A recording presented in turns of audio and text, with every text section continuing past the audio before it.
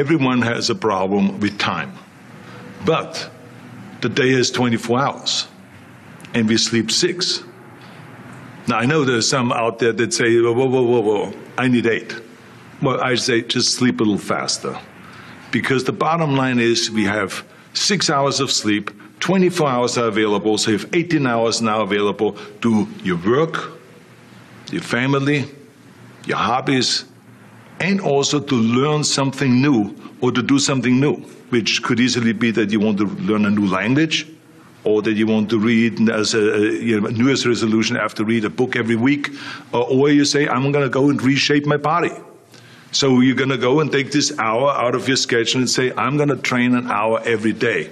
So this is, for most people, a huge challenge, but it is totally doable, I can tell them, because the kind of things that I did when I came to this country, I mean, I went to school, I was working in construction, I was working out my 5 hours a day, I was taking acting classes from 8 o'clock at night to 12 midnight, I was doing all of those things.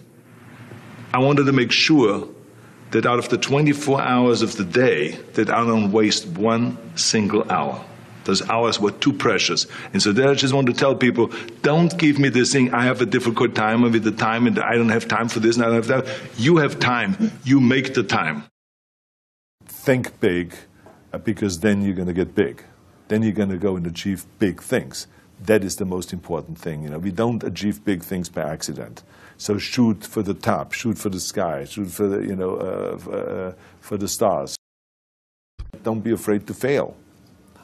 Because if you're afraid to fail, then you're always holding yourself back because you're afraid that if you go all out, you may fail. Well, in weightlifting, we learned that very quickly. The only way you could break a record is if you're willing to fail. That's when you put on more weight, you try it, sometimes you would not be able to lift it, which has happened to me many times, but eventually, when you train hard enough, you will lift it. So don't be afraid to fail. I mean, how far can you fall? The other thing is that you got to work your butt off. If you think that you're going to go and accomplish something really special and be the best in anything in the world, and you think you can do it without working, you make a big mistake. Because no matter what I did, if it was in bodybuilding or in acting or if it is in the political arena, it always took a lot of work. And you got to put out, and you got to, sometimes make a lot of sacrifices. Notice, if you're not willing to work hard, forget about it. So there's another rule that is very important. I was very fortunate that I had great heroes. I had great heroes that I could look up to, and I mentioned 2 of them, Muhammad Ali and Sergeant Shriver, my father-in-law. But there's other great heroes like Gorbachev, Reagan, Mandela, great leaders like Mother Teresa, Chancellor Kohl, and Churchill, and the list goes on and on.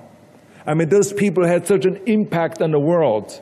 Single-handedly, they've changed the world. We all can create change, whether it is in our neighborhood, or in our local schools, or in our country. It can be big, but it can also be as little as just going to a school kid that has problems reading and teaching that kids how to read or how to do math. We don't have to just work on me. We should also work on we. Not just me, but also we. Remember that. To lead a truly full life, you must give back. You must leave the world a better place than you found it. Because the bottom line is, it is up to us. I mean, those rules that I've given you are important rules, but giving back is one of the most important rules.